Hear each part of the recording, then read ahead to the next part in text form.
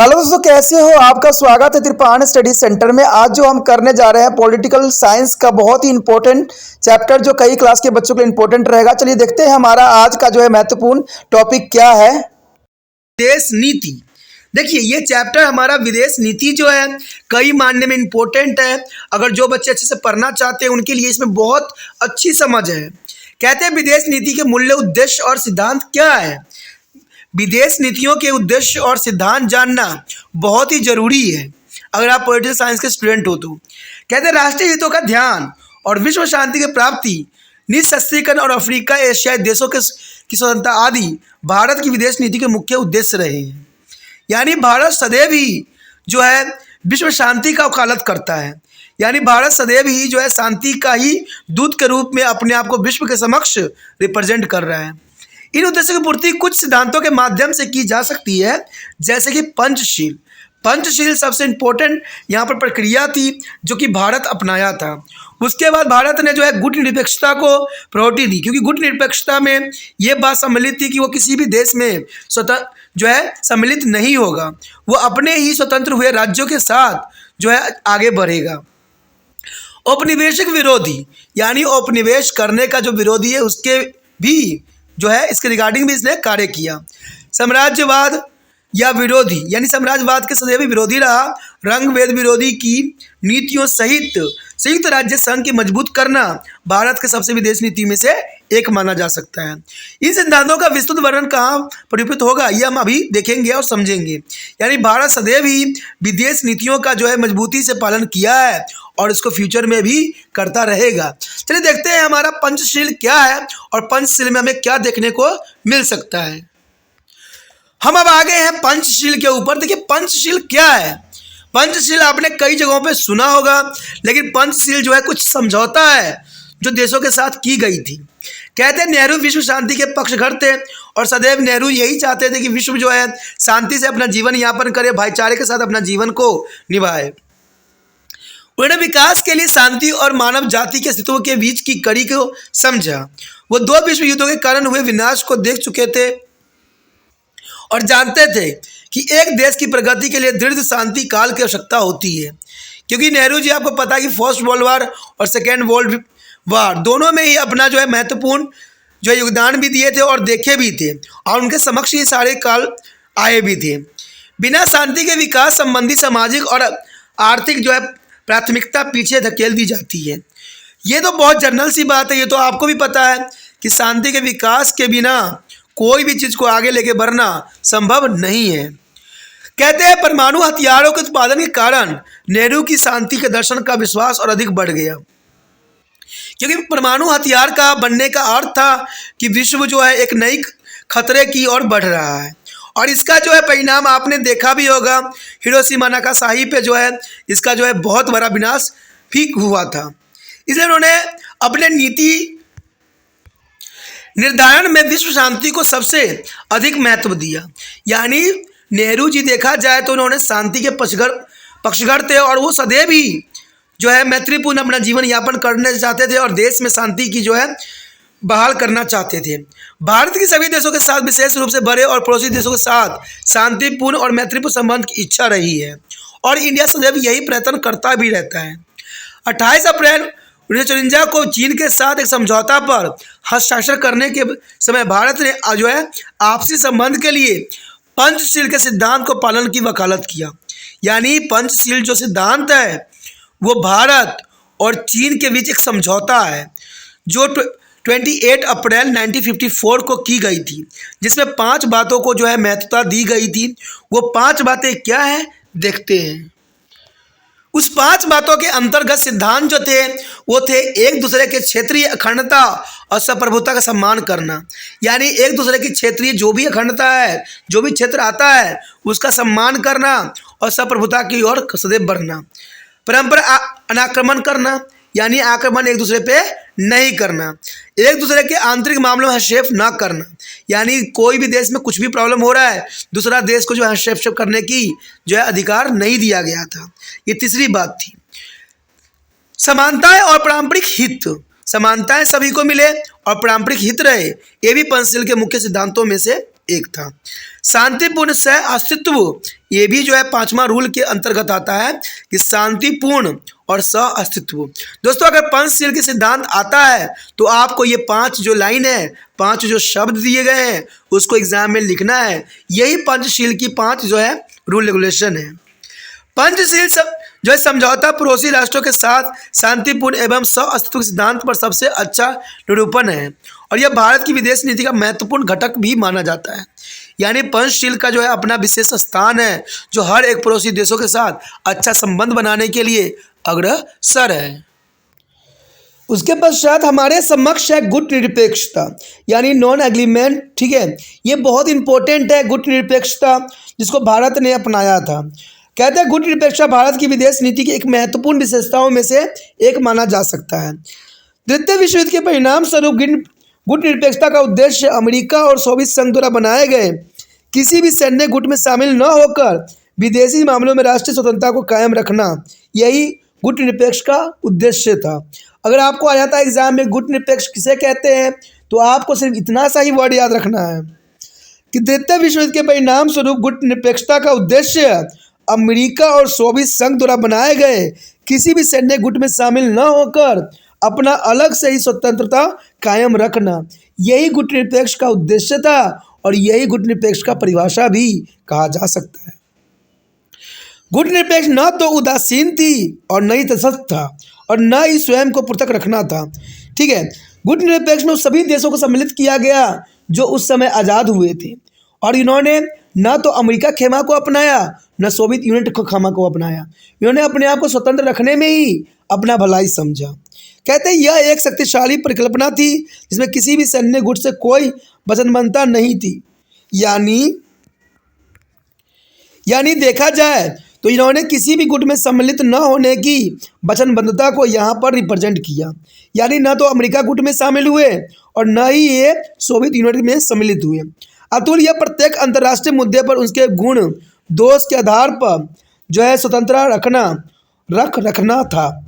गुट निरपेक्षता की नीति को विकासशील देशों ने समर्थन भी दिया क्योंकि इससे उन देशों को जो है अपनी संप्रभुता की रक्षा करने की अवसर भी मिल गया और शीत युद्ध के दौरान अपनी गतिविधियों को संचालित करने की स्वतंत्रता भी हो गई। गुट निरपेक्ष आंदोलन को मजबूत बनाने में भारत ने बहुत ही महत्वपूर्ण योगदान दिया। यानी इसमें भारत का जो है बहुत ही विशेष योगदान था और ये जो थे नेहरू के जो है कूटनीति और जो है अच्छे विचारधाराओं के कारण ही गुट निरपेक्ष का जो है उदय हुआ। इस परिकल्पना का विकास धीरे धीरे हुआ और 1947 में नई दिल्ली में एशियाई संबंधों के सम्मेलन को बुलाकर नेहरू ने इसकी पहल भी की। इसके बाद 1955 में एशिया और अफ्रीका के जो है 29 देशों का सम्मेलन बांडुंग जो था इंडोनेशिया में हुआ। यह अपने प्रकार का पहला सम्मेलन था जिसमें शांति, उपनिवेशवाद से मुक्त और सांस्कृतिक, आर्थिक और राजनीतिक सहयोग की दिशा में साथ साथ कार्य करने की शपथ ली गई थी। 1961 में जो है बेल्ग्रेड में पहला गुट निरपेक्ष सम्मेलन हुआ जिसने शीत युद्ध की गुट रणनीति का विकल्प प्रस्तुत किया तथा यह नव स्वतंत्र देशों को अपने स्वतंत्र और संप्रभु अधिकारों का प्रयोग का साहस दिया। यानी जो देश उस समय स्वतंत्र हुए थे उनको काफ़ी साहस दिया। ये गुट निरपेक्ष की सबसे पहली नीति थी। यह आंदोलन शीत युद्ध के संदर्भ में एक विकल्प था जिसे नव स्वतंत्र देशों को अपनी स्वतंत्रता एवं संप्रभुता अधिकारों के प्रयोग करने का अवसर मिल गया। यानी हर देश अपना पैरों पे खड़ा होना चाहता था, किसी भी एक खेमे में नहीं जाना चाहता था क्योंकि उस खेमे में जाने का मतलब था गुलाम और वो गुलाम दोबारा नहीं बनना चाहते थे। इसलिए सभी देशों ने जो स्वतंत्र हुए थे वो गुट निरपेक्ष को ही अपनाया। न वो अमेरिका खेमा में गए न सोवियत खेमा में गए और वो स्वयं ही अपने आप को स्वतंत्र रखे और ये बहुत बड़ी बात इनके लिए था। अमेरिका और सोवियत संघ के जो बीच तीव्र प्रतिद्वंद्विता के शीत युद्ध था जिसमें आमने सामने युद्ध लड़े बिना वो दोनों अफ्रीका, एशिया और लैटिन अमेरिका के देशों को आकर्षित करने में लगे हुए थे। ये द्वितीय विश्व युद्ध के तुरंत बाद आरंभ हुआ था और 45 वर्ष तक चलता रहा। आपको अगर याद होगा तो जो हमारा पहला विश्व युद्ध हुआ था 1914 से लेकर 18 तक चला था और सेकेंड वर्ल्ड वार जो हुई थी जो है 1939 से लेकर 1945 तक हुई थी और इसी के बाद 45 से लेकर 1991 तक जो है शीत युद्ध की दौड़ चली। तो ये काफ़ी इम्पोर्टेंट था और कहते हैं कि इसमें दो खेमा थी, अमेरिका था और सोवियत यूनियन था, यानी यूएसएसआर था। दोनों का ही एक ही महत्वाकांक्षा था कि सभी देशों को अपने खेमे में लाना, और सभी देशों को आकर्षित करने के लिए ये दोनों जो है विचारों के युद्ध कर रही थी, ठीक है, और बातों का युद्ध हो रहा था, ठीक है, मीडिया का युद्ध हो रहा था। तो इसे ही शीत युद्ध का नाम दिया गया, जो कि बहुत ज़रूरी भी था। ये द्वितीय विश्व युद्ध के तुरंत बाद प्रारंभ हुआ था और 45 वर्ष तक चलता रहा, और ये दोनों राष्ट्र दो विपरीत ध्रुव बन गए थे और पूर्व तथा पश्चिम के नाम से जाने जाते थे। उस समय जो था दोनों खेमों को पूर्व और पश्चिम के नाम से जाना जाता था, जो कि बहुत इम्पोर्टेंट था। विश्व की राजनीति इन दोनों ध्रुवों के चारों तरफ घूमती थी और इस प्रकार विश्व जो था दो ध्रुवीय बन गया था। गुट निरपेक्ष में नेहरू ने युगोस्लाविया के राष्ट्रपति टीटो और मिस्र के नसर के जो है विशेष संबंधों का विकास किया। इन्हीं तीनों के गुट निरपेक्ष आंदोलन का जो है जनक भी माना जाता है। गुट जो है निरपेक्ष आंदोलन नव स्वतंत्र राष्ट्रों के वह समूह था जिसने अपने पूर्व उपनिवेशों, स्वामियों और तनाशाहियों को जो है अस्वीकार कर दिया गया और अंतर्राष्ट्रीय मामलों में अपने विवेक के अनुसार निर्णय लेने का निश्चय भी किया गया। गुट निरपेक्ष आंदोलन स्वभाव से साम्राज्यवाद का विरोधी थे और गुट निरपेक्ष मुख्य शिल्पी होने और गुट निरपेक्ष आंदोलन का अग्रणीय सदस्य होने के कारण भारत ने इसके विकास में एक सक्रिय भूमिका भी निभाई। यानी भारत का जो है गुट निरपेक्ष में एक महत्वपूर्ण योगदान था। गुट निरपेक्ष आंदोलन सभी सदस्य राष्ट्र को उनके आकार और महत्व के आधार के बिना ही उन्हें विश्व राजनीतिक और विश्व संबंधी निर्णय लेने के अवसर प्रदान करते थे। भारत ने 1993 में नई दिल्ली में 7वें गुट निरपेक्ष आंदोलन की बैठक की मेजबानी की। भारत ने आशा जताई कि यह आंदोलन विकास, निशस्त्रीकरण और जो है फिलिस्तीनी के प्रश्न पर काम करेगा।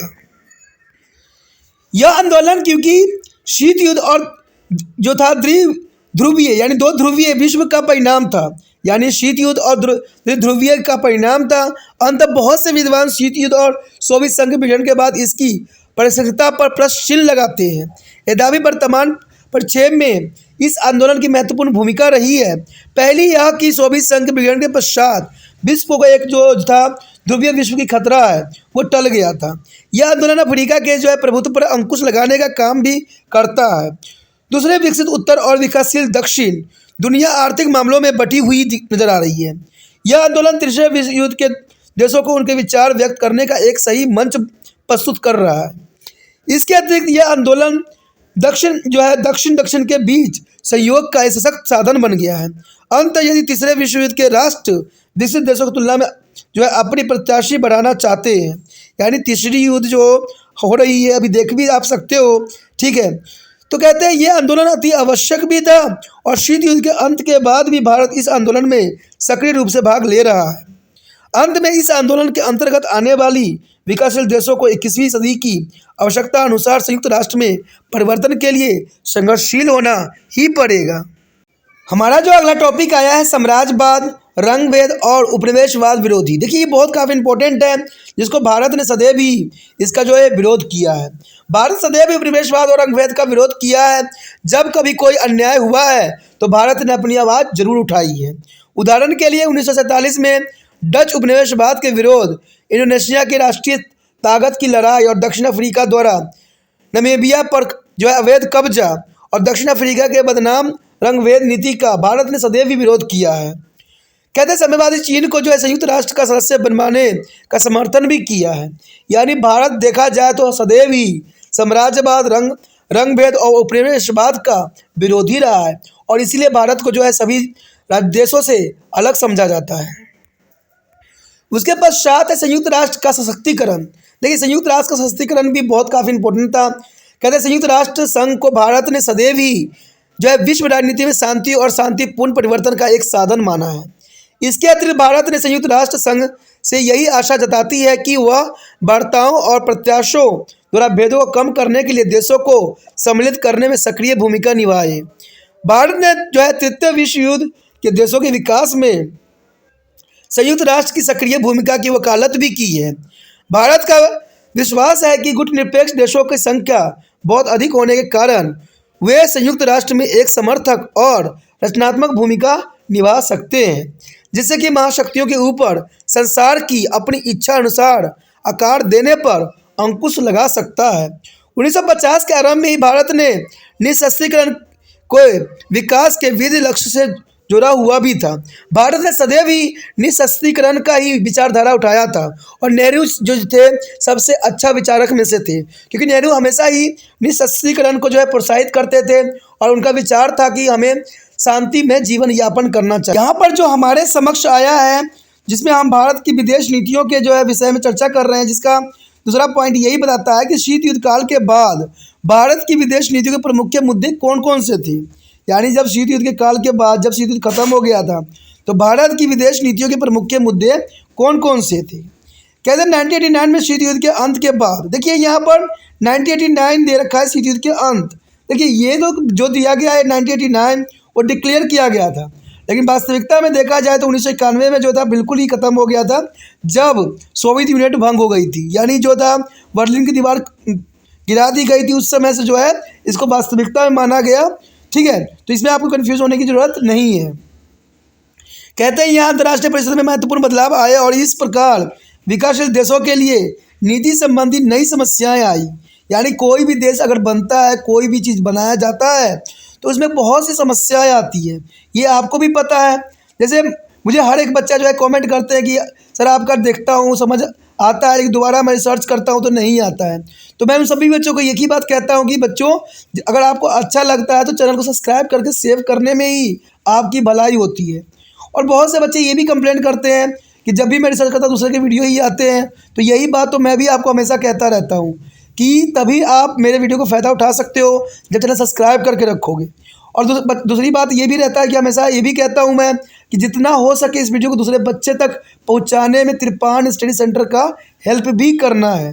तो ये बातें बहुत ज़रूरी होता है। कहते हैं जब तक एक दूसरे का सहयोग नहीं दिया जाए तब तक जो है कोई भी नीति या कोई भी रूल रेगुलेशन सही से नहीं चल सकता है, चाहे वो पढ़ाई लिखाई का हो, चाहे कोई युद्ध का हो, चाहे राजनीतिक का हो। हर जगह जो है सभी की सहयोग की आवश्यकता होती है, क्योंकि बिना सहयोग से कुछ भी नहीं चल सकता है। तो यही बात यहाँ पर भी बताया गया कि इस प्रकार विकासशील देशों के लिए नीति संबंधी नई समस्या खड़ी कर दी, क्योंकि नई चीज़ बनाई गई, नई समस्या तो आना स्वाभाविक बात ही थी। यह नई स्थिति एक बड़ी ही जो कहते हैं अनिश्चितता और जटिलता का परिणाम ही था। भारत के जो लिए संबंधित संघ के जो है विघटन से कई अनिश्चितता उत्पन्न कर दी। यानी सोवियत संघ के विघटन के कारण कई बातें जो थी भारत के समक्ष जो है प्रस्तुत हो गई, जैसे कि युद्ध सामग्री की आपूर्ति, स्पेयर पार्ट की आपूर्ति, संयुक्त राष्ट्र संघ के अंदर और बाहर कश्मीर और अन्य राजनीतिक मामलों में राजनीतिक समर्थन, और जो है दक्षिण एशिया में अमेरिका का विरोध पक्ष। तो ये सारी बातें जो थी भारत के लिए एक अनिश्चितता का दौर उत्पन्न कर दी। पिछले 1.5 दशक में जो है अंतर्राष्ट्रीय राजनीति में बहुत महत्वपूर्ण बदलाव भी हुए और शीत युद्ध के अंत हो चुका है और विश्व एक ध्रुवीय बन गई थी। कई राष्ट्र विघटित भी हो चुकी थी और शीत युद्ध जो है सैन्य गुटों ने अपनी महत्ता खो दी थी। यानी शीत युद्ध की जो है सैन्य गुट में जो बिल्कुल ही महत्ता खत्म हो गई थी। इस प्रकार के गुट जो थे भंग हो चुके थे और नए क्षेत्रीय आर्थिक गुट बन रहे थे। वैश्वीकरण ने नई समस्याओं को जन्म दे दिया, और जैसे कि आतंकवाद, मृदा समृद्धि, युद्ध शस्त्रों की संख्या में वृद्धि, ग्लोबल वार्मिंग आदि। कहते हैं जैसे ही दो ध्रुवीय का जो है अंत हुआ, बहुत मुद्दे जो थे सामने खड़े आ गए, जिसमें से आतंकवाद जो था सबसे बड़ी मुद्दा और सबसे जटिल मुद्दाओं में से एक मुद्दा था। ये सभी समस्या किसी क्षेत्र विशेष को नहीं थी, बल्कि सभी देशों को किसी न किसी सीमा तक प्रभावित जरूर करता था। यानी देखा जाए तो आपको पता है कि ये सारी चीज़ें जो मैं अभी बोला था वो सिर्फ एक देश की समस्या नहीं हो सकती है। यानी आतंकवाद, मृदा समृद्धि, युद्ध शस्त्रों की संख्या में वृद्धि, ग्लोबल वार्मिंग, ये जो थी विश्वव्यापी थी और हर देश जो था इससे जो दो चार हाथ कर रहा था, और ये बहुत बड़ी विडंबना थी सभी देशों के लिए। इसी कारण वे देश जो अभी तक समस्याओं का हल करने में सहयोग देने को तैयार नहीं थे और स्वभाव से एक ही प्रकृति के थे, वो भी सहयोग के लिए बाध्य हो गए, क्योंकि समस्या बहुत जटिल थी और सभी देशों को समर्थन प्राप्त होना भी स्वाभाविक बात थी।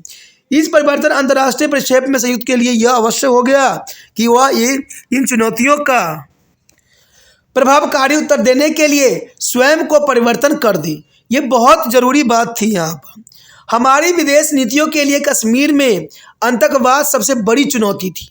हमारे देश के लिए विदेश नीतियों के अंतर्गत कश्मीर जो है आज भी बहुत बड़ी समस्या खड़ी कर रखी है, और इसमें खड़ी जो कर रही है आतंकवाद ही कर रही है, और आतंकवाद जो है सदैव चुनौती भारत को देती ही रहती है। पाकिस्तान और पश्चिमी देशों ने भारत पर मानवाधिकार के हनन और आत्मनिर्णय के अधिकारों का अनदेखी करने का आरोप सदैव लगाता ही रहा है, परंतु धीरे धीरे भारत इस स्थिति को नियंत्रण में ला रहा है। कश्मीर विवाद के कारण भारत पाक संबंध तेजी से बिगड़ते चले जा रहे हैं। भारत ने पाकिस्तान को जो है सीमा पर आतंकवाद और देश के अन्य भागों में आतंकवाद फैलाने का जिम्मेवार ठहराया है। यानी भारत ने सदैव ही पाकिस्तान को जो है आतंकवाद की जो है क्रियाकलाप में जो है दोषी पाया है। 1998 में जो है भारत ने परमाणु परीक्षण किए, और उसके बाद पाकिस्तान ने भी ऐसे परीक्षण किए। पाकिस्तान ने संदेशपूर्ण रूप से कारगिल में अपने सैनिकों को भेजकर कश्मीरी घाटी को भारत से अलग करने का एक और अनिष्ट कार्य किया। भारत ने इस चुनौती का जो है दृढ़तापूर्वक सामना किया, और अब पाकिस्तान को सकारात्मक और सर्वैकता वार्ता द्वारा समझाना भारत की विदेश नीतियों की एक अहम चुनौती है, क्योंकि पाकिस्तान को समझाना बहुत ही दुर्गम कार्य है, क्योंकि इसके पीछे उसे अमेरिका की शय प्राप्त है। कश्मीर के जो है अतिरिक्त अन्य हिस्सों में भी आतंकवाद को रोकना भी हमारी विदेश नीति के लिए एक अवसर और चुनौती के रूप में देखा जा सकता है। भारत के अधिकांश देशों के साथ आतंकवाद विरोधी संबंध बनाने में गहरी रुचि है, और भारत ने सदैव ही इस आतंकवादी के प्रति जो है अपना रवैया प्रस्तुत किया है, और इनका जो रवैया थी हमेशा पॉजिटिव थी। शीत युद्ध के अंत के बाद पुराने मित्रों को कायम रखना और नए मित्र तलाशना भी हमारी विदेश नीति के लिए एक अन्य चुनौती थी।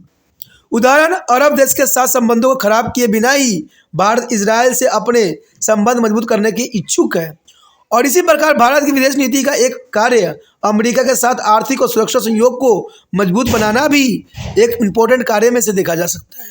परंतु इसके साथ ही वह इराक और यूगोस्लाविया के विरुद्ध एक पक्षीय कार्रवाई के विरुद्ध है। अंत में भारत अपनी विदेश नीतियों में आर्थिक पक्ष के महत्व को महसूस कर भी रहा है, इसलिए यह अपने पड़ोसी देश चीन और दक्षिण पूर्वी एशिया देशों के साथ संबंधों का एक नया आधार देने के लिए प्रयासरत है। हमारे समक्ष जो यहाँ पर आया है भारत और संयुक्त राष्ट्र। देखिए, भारत और संयुक्त राष्ट्र के साथ क्या संबंध है, दोनों में क्या विशेषताएं हैं, दोनों किस विचारधाराओं को लेकर आगे बढ़ना चाहते हैं। कहते हैं, अगर पहली पॉइंट के अंतर्गत हम देखें तो संयुक्त राष्ट्र की शांति और निशस्त्रीकरण प्रयासों में भारत का योगदान। देखिए, भारत ने सदैव ही इसका वकालत किया है कि वेपन जो किसी भी देश के पास न हो, क्योंकि न्यूक्लियर बम जो होती है कई मायने में खतरनाक होती है, और इसका प्रभाव जो हमने देखा भी था हिरोशिमा और नागासाकी पे, ठीक है, जिसने बहुत ही जो है तबाही मचाया था। तो इसलिए भारत ने हमेशा ही निशस्त्रीकरण के प्रयासों में लगा रहा है, और ये हर देश को जो है मानने में और मनाने में लगा रहा है। कहते संयुक्त राष्ट्र जिसकी स्थापना 24 अक्टूबर 1945 को हुई थी, द्वितीय विश्व युद्ध के बाद सर्वाधिक महत्वपूर्ण अंतर्राष्ट्रीय संगठन में से एक था, और इसे क्रियाकलाप का जो है औपचारिक आधार संयुक्त राष्ट्र चार्टर था, और विश्व के मामले में संयुक्त राष्ट्र की महत्वपूर्ण भूमिका भी थी। 50 से भी अधिक वर्षों से संयुक्त राष्ट्र राज्यों के बीच संबंधों को बनाने और अंतर्राष्ट्रीय गतिविधियों को नियंत्रण करने में सहायता कर रहा है। संयुक्त राष्ट्र के ने नागरिकों की सुरक्षा, शांति और विकास के बढ़ावा देने में योगदान भी दिया है। निशस्त्रीकरण के द्वारा संयुक्त राष्ट्र ने विश्व शांति की दिशा में भी योगदान दिया है। भारत ने भी संयुक्त राष्ट्र के निशस्त्रीकरण के प्रयासों में अधिक योगदान दिया है, यानी भारत ने सदैव ही निशस्त्रीकरण के लिए वकालत किया है। निशस्त्रीकरण खतरनाक हथियार पर अंकुश लगाना होता है। देखिए, निशस्त्रीकरण का अर्थ होता है हथियार के बिना या हथियारों पर अंकुश लगाना। तो अगर आपको एग्जाम में आ जाए कि निशस्त्रीकरण किसे कहते हैं, तो आप इतना भी लिख दो कि इससे जो है हथियारों पर अंकुश लगाने को ही निशस्त्रीकरण कहते हैं, ठीक है। और इसका भारत जो है सबसे अधिक पक्षधर माना गया है। उनमें कमी करना तथा यह संभव विनाश भी करना, ये सब निशस्त्रीकरण के अंतर्गत ही आता है। भारत ने आज़ादी के बाद ये सब विश्व जो है निशस्त्रीकरण के उद्देश्य को पाने के लिए भेदभाव रहित प्रयास किए हैं। परमाणु हथियारों की विनाशकारी क्षमता को चलते भारत ने सदैव ही यह विश्वास व्यक्त किया है कि परमाणु हथियार से युक्त विश्व की भूमंडलीय सुरक्षा बढ़ेगी। इस प्रकार भारत सदैव ही परमाणु के विनाश और निःशस्त्रीकरण को सर्वोच्च प्राथमिकता दिया है तथा उसे संपूर्ण निःशस्त्रीकरण की ओर जो है पहला कदम भी माना है। यानी भारत ने सदैव ही इसका जो है निःशस्त्रीकरण के लिए अपना जो है सदैव अपना महत्वपूर्ण प्रयास करता ही रहा है और कर भी रहा है। भारत ने संयुक्त राष्ट्र के निःशस्त्रीकरण के प्रयासों में विचारों, संक्रमणबद्धता और पहल करने और भेदभाव को समाप्त करने के पक्ष में बहुत ही महत्वपूर्ण योगदान दिया है। 1948 में भारत ने परमाणु हथियारों को राष्ट्रीय शस्त्र भंडार में कटौती करने और परमाणु ऊर्जा को शांति कार्य में प्रयोग करने का प्रस्ताव सदैव रखा है। 1950 में भारत ने संयुक्त राष्ट्र शांति कोष बनाने का भी प्रस्ताव रखा था और इसके धन के जो है विनाशकारी हथियारों को कम करने और विकास कार्य के लिए प्रयोग किए जाना भी भारत ने इस प्रस्ताव को रखा था। 1953 में भारत ने व्यापक परमाणु परीक्षण प्रतिबंध की वकालत भी की थी और 1963 में आंशिक परीक्षण प्रतिबंध समझौता का पहला सदस्य भारत ही था। कहते हैं 1964 में संयुक्त राष्ट्र एजेंडा के आधार पर हथियारों के उत्पादन पर प्रतिबंध की पहल भी भारत ने ही की थी। यानी भारत सदैव शांति का ही विचारकों में से एक माना जाता है, परंतु कुछ देशों के द्वारा ये समझौते के अनुसार कुछ हथियारों पर दृढ़तापूर्वक प्रतिबंध न लगाए पाने से इसके उद्देश्य को जो है पूर्ति नहीं हो सकी। यद्यपि हमारे देश ने यथाकथित रूप से इस समस्या का विरोध किया है। 1984 में भारत ने अर्जेंटीना, यूनान, मस्को, स्वीडन और तांजानिया के साथ मिलकर 6 राष्ट्र 5 महाद्वीप शांति उपक्रम का आरंभ भी किया था।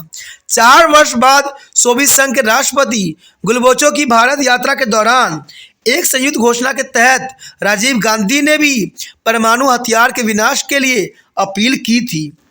कहते दिल्ली जो है घोषणा में परमाणु हथियारों से मुक्त विश्व बनाने के जो है 10 सिद्धांत बनाए भी गए थे।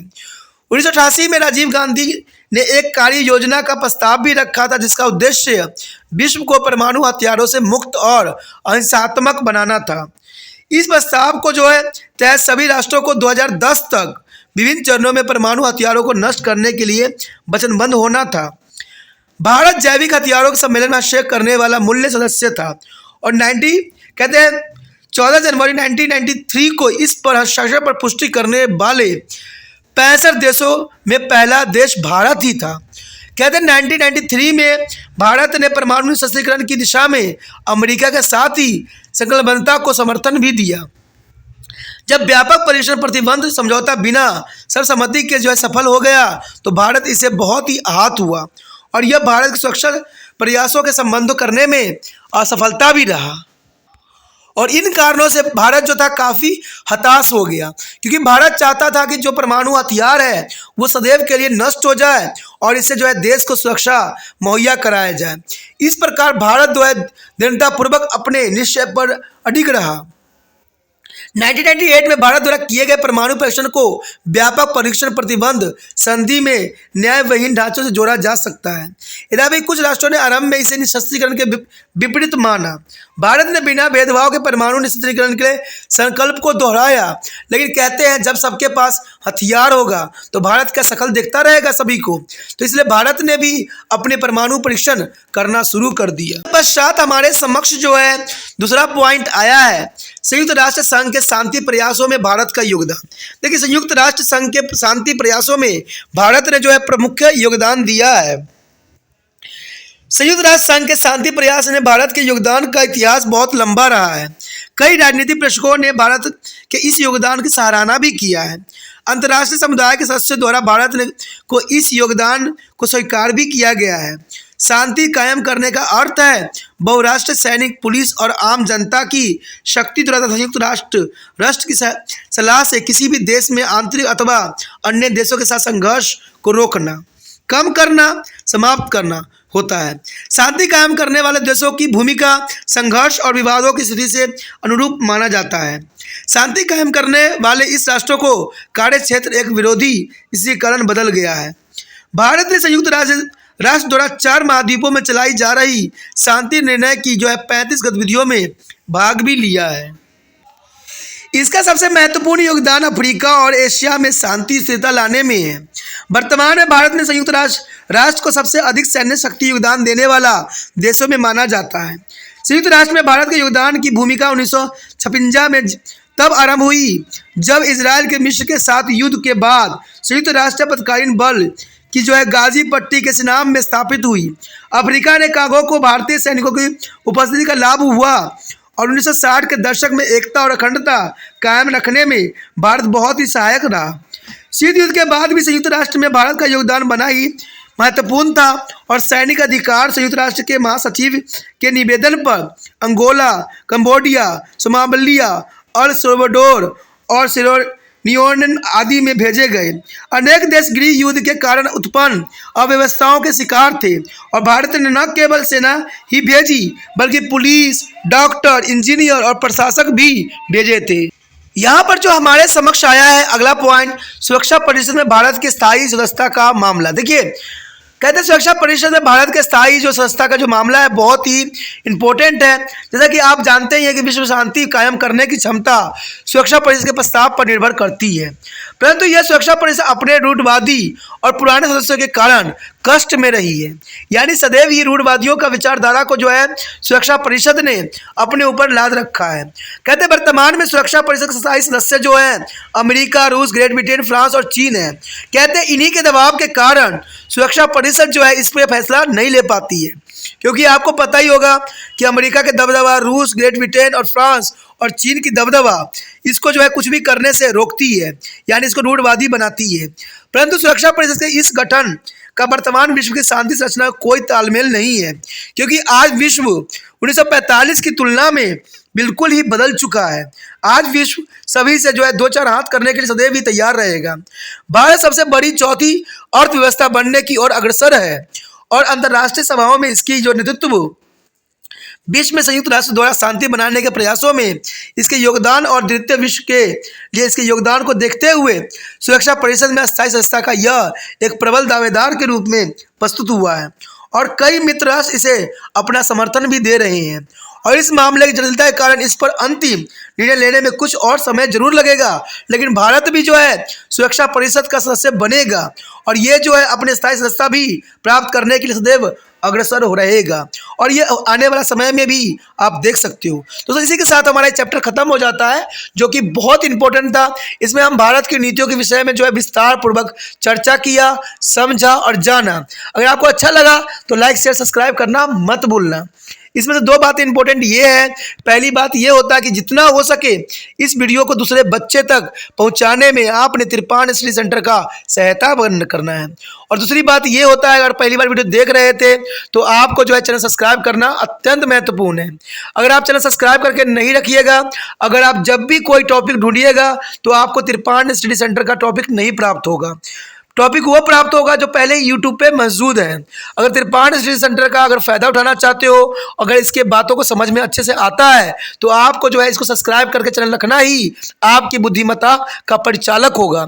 इससे ये होगा कि आपको यूट्यूब पे तिरपान स्टडी सेंटर का होम पेज प्राप्त हो जाएगा और इसमें सारे वीडियो वीडियो वाले ऑप्शन में दिखेंगे, जहाँ पर जो वीडियो आपके लिए फ़ायदेमंद है, जो आपके सिलेबस के रिगार्डिंग है, उसको देखिए और एग्ज़ाम में अच्छे अंक प्राप्त कीजिए।